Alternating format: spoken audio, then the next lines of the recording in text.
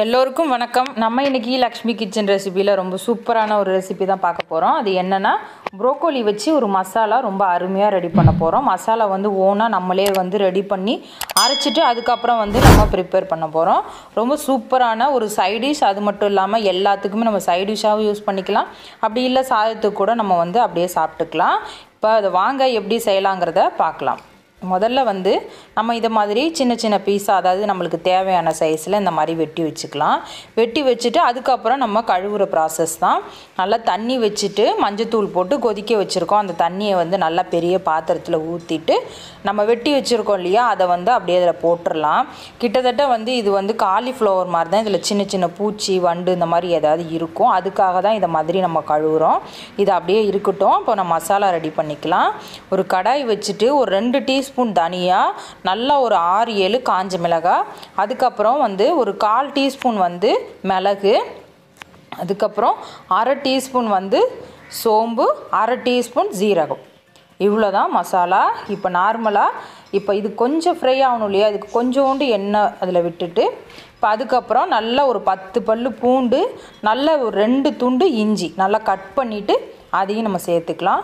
சேர்த்துட்டு நல்லா இது வந்து நல்லா ஃப்ரை ஆகணும். அது வரையும் வந்து நம்ம வந்து கரண்டியால் இந்த மாதிரி ஃப்ரை பண்ணிக்கலாம். இப்போ நல்லா வந்து இதோட கலர் வந்து மாறணும். அது வரையும் நம்ம ஃப்ரை பண்ணணும். ரொம்ப எண்ணெய் விடலை, கொஞ்சமாக தான் நம்ம விட்டுருக்கோம். பாருங்கள், இதே மாதிரி மிளகாலாம் நல்லா ஃப்ரை ஆகி வந்திருக்கு பாருங்கள். இப்போ இது அந்த அளவுக்கு நம்ம ஃப்ரை பண்ணி மெதுவாக எடுத்துக்கணும். எடுத்துட்டு இதை நம்ம அப்படியே ஒரு மிக்ஸி ஜாரில் போட்டு நல்லா அரைச்சி பேஸ்ட்டாக எடுத்துக்கலாம். இப்போ இது கூட வந்து இதுக்கு தேவையான அளவுக்கு நல்லா ஒரு 2 தக்காளி இந்த மாதிரி கட் பண்ணி சேர்த்துட்டு இதே மாதிரி நல்லா பேஸ்ட்டாக அரைச்சி எடுத்து இருந்தாச்சு. இப்போ நம்ம ஒரு கடாய் வச்சுக்கலாம். வச்சுட்டு இப்போ இதுக்கு தேவையான அளவுக்கு நல்லா ஒரு 2 டீஸ்பூன் வந்து ஆயில் சேர்த்துட்டு கொஞ்சமாக வந்து இந்த ப்ரோக்கோலியை வந்து நல்லா ஃப்ரை பண்ணி எடுக்க போகிறோம். ரொம்ப நேரம் இல்லை, ஒரு 2 நிமிஷம் தான். அதாவது அரை வேக்காடு சொல்லுவோம் இல்லையா, அந்த பக்குவத்தில் இதை வந்து நல்லா ஃப்ரை பண்ணி எடுக்க போகிறோம். ஏன்னா வந்து ஏன் ஃப்ரை பண்ணி எடுக்கிறோன்னா, இதில் வந்து ஒரு வித வாடை வரும். அது வந்து இல்லாமல் இருக்கிறதுக்காக வேண்டி தான் நம்ம இதை ஃப்ரை பண்ணி எடுக்கிறோம். பாருங்கள், ஒரு 2 நிமிஷம் நல்லா ஃப்ரை பண்ணியிருக்கோம். இப்போ நல்லா ஃப்ரை ஆகிருக்கு. இதை வந்து நம்ம ஒரு பாத்திரத்தில் மாற்றிக்கிட்டு அதுக்கப்புறம் இதே கடாயில் வந்து நம்ம தாளிச்சிக்கலாம். இப்போது கரெக்டாக ஒரு 3 டீஸ்பூன் வந்து நல்லெண்ணெய் சேர்த்துருக்கோம். இதில் தாளிக்கிறதுக்கு அப்படியே கொஞ்சமாக ஜீரகம் சேர்த்துட்டு கொஞ்சமாக கருவேப்பிலை, அவ்வளோதான். இப்போ இதுக்கு வந்து சேர்த்துட்டு இது கூட நல்லா 2 பெரிய வெங்காயம் கட் பண்ணி இதை அப்படியே சேர்த்துக்கலாம்.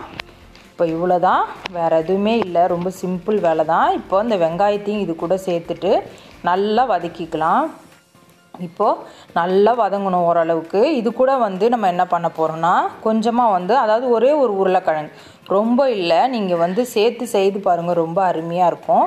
இப்போது இந்த வெங்காயம் நல்லா வதங்கட்டும். மூடி போட்டிருக்கோம். இப்போ பாருங்கள், ஒரு செகண்ட் வந்து நம்ம மூடி போட்டு, ஏன்னா மூடி போட்டு நம்ம வதக்கணுன்னா சீக்கிரம் வதக்கிடலாம் இல்லையா, அதுக்காக தான் மூடி போட்டு வதக்கியிருக்கோம். இப்போ இதுக்கப்புறம் நல்லா ஒரு உருளைக்கிழங்கு இந்த மாதிரி கொஞ்சம் பெரிய பீஸாகவே கட் பண்ணி இப்போ இதில் சேர்த்துட்டு இந்த உருளைக்கிழங்கும் வெங்காயமும் ஓரளவு கலர் சேஞ்ச் ஆகிற அளவுக்கு நம்ம வந்து இதை நல்லா வதக்கி எடுத்துக்க போகிறோம். இப்போது நம்ம வந்து ஒரு மூடி போட்டு ஒரு 2 நிமிஷம் வதக்கி எடுத்துக்கலாம். இப்போ பாருங்கள், இதோட கலரே வந்து ஓரளவு கொஞ்சம் சேஞ்ச் ஆகிருக்கு பாருங்கள். வெங்காயமும் வதங்கியிருக்கு, அதே சமயம் உருளைக்கிழங்கும் நல்லா வதங்கி வந்திருக்கு. இப்போ ஒரு வாட்டி கிளறி விட்டுட்டு பாருங்கள், உருளைக்கிழங்கு அதோட கலரே கொஞ்சம் சேஞ்ச் ஆகியிருக்கு பாருங்கள். இதை நல்லா கிளறி விட்டுட்டு இப்போ இதில் வந்து நம்ம அதுக்கப்புறம் வந்து நம்ம அரைச்சி வச்சுருக்கோம் இல்லையா மசாலா, அதை வந்து அப்படியே இதில் சேர்த்துக்கலாம். வேறு எந்த மசாலாவும் இல்லை, நம்ம ரெடி பண்ண ஓன் மசாலா தான் இது. இதை அப்படியே சேர்த்துட்டு நல்லா வந்து கிளறி விட்டுக்கலாம். இப்போ ஆல்ரெடி இந்த மசாலா வந்து நம்ம வறுத்து தான் எடுத்திருக்கோம். அதனால் ரொம்ப நேரம் வதங்கணுங்கிறது கிடையாது. அதனால் ஒரே ஒரு செகண்ட் மட்டும் நல்லா எங்கே பார்த்தாலும் நல்லா படுற அளவுக்கு நல்லா இந்த மாதிரி கரண்டியால் இந்த மாதிரி ஃப்ரை பண்ணி விட்டுக்கலாம். உருளைக்கிழங்கு இருந்தால் சேர்த்துக்கோங்க, இல்லைன்னா விட்டுருங்க. இப்போ இதில் வந்து கொஞ்சமாக மஞ்சள் தூள், அதுக்கப்புறம் வந்து ஒரு 1/2 டீஸ்பூன் வந்து கரம் மசாலா, ரொம்ப இல்லை, ஒரு 1/2 டீஸ்பூன் தான் சேர்த்துட்டு நல்லா இந்த மாதிரி கலந்து விட்டுக்கலாம். இப்போ இதோட பச்சை ஸ்மெல்லும் போட்டும் ஒரு 2 நிமிஷம் வதக்கினா போதும், ரொம்ப நேரம் வேண்டியில்லை. இப்போது காரம் வந்து கொஞ்சம் கம்மியாக இருக்குது, அதுக்காக வேண்டி நான் கொஞ்சமாக வந்து காரப்பொடி மட்டும் சேர்த்துருக்கேன். உங்களோட அளவுக்கு தகுந்த மாதிரி காரம்லாம் பார்த்து தான் சேர்த்துக்கணும். இப்போ நான் வந்து கொஞ்சமாக சேர்த்துருக்கேன்.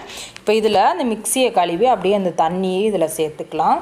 சேர்த்துட்டு இதே மாதிரி நல்லா கிளறி விட்டுக்கலாம். இப்போது பாருங்கள் எல்லாமே நம்ம சேர்த்துட்டோம். இப்போ இதுக்கு மேலே வந்து நம்ம ஃப்ரை பண்ணி எடுத்து வச்சுருக்கோம் இல்லையா ப்ரோக்கோலி, அதை சேர்க்க வேண்டியது தான். இந்த மாதிரி நல்லா கிளறி விட்டுட்டு இந்த ப்ரோக்கோலியை வந்து நம்ம வதக்கி எடுத்து வச்சுருக்கோம்ல அதை வந்து இந்த ஸ்டேஜில் சேர்த்துடணும். பாருங்கள் எல்லாத்தையும் சேர்த்தாச்சு. சேர்த்துட்டு திரும்பவும் நம்ம கரண்டியால் இந்த மாதிரி கிளறி விட்டுட்டு நல்லா இதை வந்து அதாவது எல்லாமே பாதி தான் வெந்திருக்கு. இப்போ இது வேகிற அளவுக்கு நம்மளுக்கு எவ்வளோ தண்ணி தேவையோ அந்த அளவுக்கு வந்து இதுக்கு ஊற்றிட்டு நல்லா வேக வச்சு நம்ம எடுக்க போகிறோம். இவ்வளோ தான் ப்ரோக்கோலி மசாலா. உண்மையாலுமே வந்து ஒரு கறி குழம்பு டேஸ்ட்டை விட ரொம்ப சூப்பராக இருக்கும். கிட்டத்தட்ட நம்ம அதே மாதிரி மெத்தடில் தான் வச்சுருக்கோம். இப்போ பாருங்கள் இதுக்கு தேவையான அளவுக்கு கொஞ்சோண்டு உப்பு சேர்த்துக்கலாம். இப்போ வந்து உப்பு வந்து எப்போவுமே பார்த்துட்டு லாஸ்ட்டாக கூட சேர்க்கலாம். நான் ஒரு 1/2 டீஸ்பூன் மட்டும் சேர்த்துருக்கேன். சேர்த்துட்டு நல்லா இந்த மாதிரி கிளறி விட்டுட்டு இப்போ அதுக்கப்புறம் வந்து இதுக்கு தேவையான அளவுக்கு நம்ம வந்து தண்ணி சேர்த்துக்கலாம். உங்களுக்கு தண்ணியாக வேணாலும் வச்சுக்கலாம், இல்லைனா நம்ம இங்கே கட்டியாக கூட வச்சுக்கலாம். இங்கே பாருங்கள் நான் கம்மியாக தான் சேர்த்துருக்கேன். நான் வந்து இட்லி தோசைக்கு சாதத்துக்கு இது மாதிரி எல்லாத்துக்குமே யூஸ் பண்ணிக்கிற மாதிரி தான் நான் கொஞ்சம் நிறையவே செய்திருக்கேன். அதனால் நான் கொஞ்சம் கட்டியாகவே தான் வச்சுருக்கேன். உங்களுக்கு தேவையான அளவுக்கு நீங்கள் தண்ணி ஊற்றி அது மாதிரி திரும்ப வேக வச்சு நீங்கள் எடுத்துக்கலாம். இப்போ நம்ம மூடி போட்டுட்டு இது கொஞ்ச நேரம் ஒரு 5 நிமிஷம் வேக வச்சு எடுத்துக்கலாம். இப்போது பாருங்கள் இதில் மேலே உள்ள எண்ணெயெல்லாம் அப்படியே பிரிஞ்சு வந்திருக்கு பாருங்கள். ஓரளவுக்கு காய் வந்து வெந்திருக்கும். ஏன்னா இது சீக்கிரமாகவே வெந்துடும், ரொம்ப நேரம் வேக வைக்கணுங்கிறது இல்லை.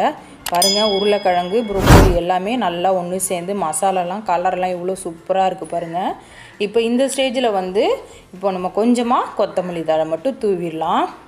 ரொம்ப அருமையான ஒரு மசாலான்னு சொல்லலாம். அது மட்டும் இல்லாமல் உடம்புக்கு தேவையான நம்ம ஹெல்த் பெனிஃபிட் வந்து இந்த ப்ரோக்கோலியில் ரொம்பவே இருக்குது.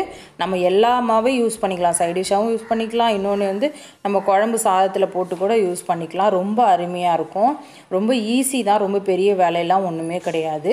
இப்போ இதே மாதிரி நீங்களும் வீட்டில் செய்து பாருங்கள். ப்ரோக்கோலி வாங்கினீங்கன்னா செய்து பாருங்கள். செய்து பார்த்துட்டு உங்களோட ஃபீட்பேக்கை எனக்கு மறக்காமல் கமெண்டில் சொல்லுங்கள். என்னோடய வீடியோ பிடிச்சிருந்தா லைக் பண்ணுங்கள், ரொம்ப பிடிச்சிருந்தா சப்ஸ்கிரைப் பண்ணுங்கள், பக்கத்தில் உள்ள பெல் பட்டனை கிளிக் பண்ணுங்கள். அப்போ தான் நாங்கள் போடுற வீடியோ வந்து உங்களுக்கு உடனே நோட்டிஃபிகேஷனாக வரும். மறக்காமல் என்னோடய வீடியோ பிடிச்சிருந்தா உங்களோட ஃப்ரெண்ட்ஸ் ரிலேட்டிவ்க்கெலாம் ஷேர் பண்ணி விட்டுருங்க. தேங்க்யூ ஃபார் வாட்சிங். நன்றி, வணக்கம்.